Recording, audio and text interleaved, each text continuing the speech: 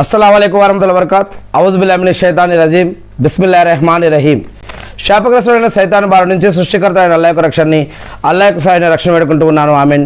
అల్లాహ్ ప్రవక్త ముహమ్మద్ సల్లల్లాహు అలైహి వసల్లం గారిపైన శాంతి స్వీకారాలు కురిపించడం వల్ల ఆమీన్. ఇస్లాంలో ఖురాన్ మరియు హదీస్ల ఆధారంగా జికర్ అంటే తస్బీహ్, తహ్మీద్, తక్బీర్ అనేటటువంటి పదాలు ఉన్నాయి.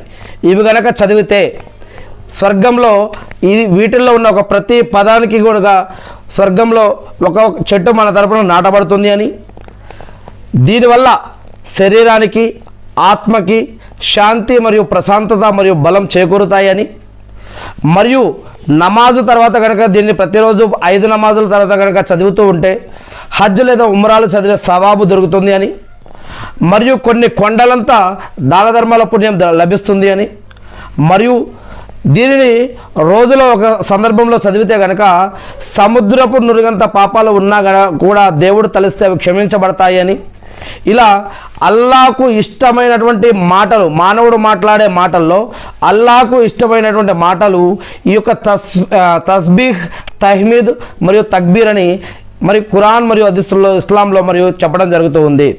అసలు ఇవి తస్మీద్ తక్బీర్ అంటే ఏమిటి అంటే సుబహాన్ అల్లా, అల్హమ్దులిల్లా, అల్లాహు అక్బర్. సుబహాన్ అల్లా అంటే అల్లాహ్ పవిత్రుడు అని, అల్హమ్దులిల్లా అంటే సకల స్తోత్రాలకు అర్హుడు ఆ అల్లా అని, అల్లాహు అక్బర్ అంటే అల్లాహ్ గొప్పవాడు అని. ఈ యొక్క సుబహాన్ అల్లా, అల్లాహ్ పవిత్రుడు, దీనిని తస్బీహ్ అని అంటారు. అల్హమ్దులిల్లా సకల స్తోత్రాలకు అర్హుడు ఆ అల్లా, దీనిని తహ్మీద్ అని అంటారు. అల్లాహు అక్బర్ అంటే అల్లా గొప్పవాడు అని, దీన్ని తక్బీర్ అని అంటారు. తస్బీహ్, తహ్మీద్, తక్బీర్. సుబహాన్ అల్లా, అల్హమ్దులిల్లా, అల్లాహు అక్బర్. అల్లా పవిత్రుడు, సర్వ స్తోత్రాలకి అర్హుడు, అల్లా గొప్పవాడు. సుబహాన్ అల్లా, అల్లా పవిత్రుడు, అల్హమ్దులిల్లా, అల్లా సకల స్తోత్రాలకు అర్హుడు, అల్లాహు అక్బర్, అల్లా గొప్పవాడు.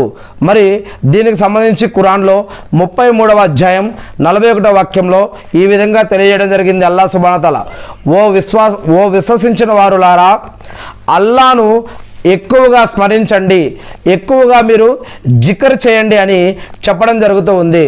మరియు ప్రవక్త ముహమ్మద్ సల్లల్లాహు అలైహి వసల్లం గారు కూడా తెలియజేసి ఉన్నారు, ఎవరైతే అల్హమ్దులిల్లా, సుబ్హాన్ అల్లా, అల్లాహు అక్బర్ అంటే అల్హమ్దులిల్లా నమాజు చదివిన తర్వాత వెంటనే లేచి వెళ్ళిపోకుండా అక్కడనే కూర్చొని సుబ్హాన్ అల్లా అని 33 సార్లు, అల్హమ్దులిల్లా అని 33 సార్లు, అల్లాహు అక్బర్ అని 34 సార్లు గనక అంటే, మరి ఇలా 33 సార్లు ఇవి చదివి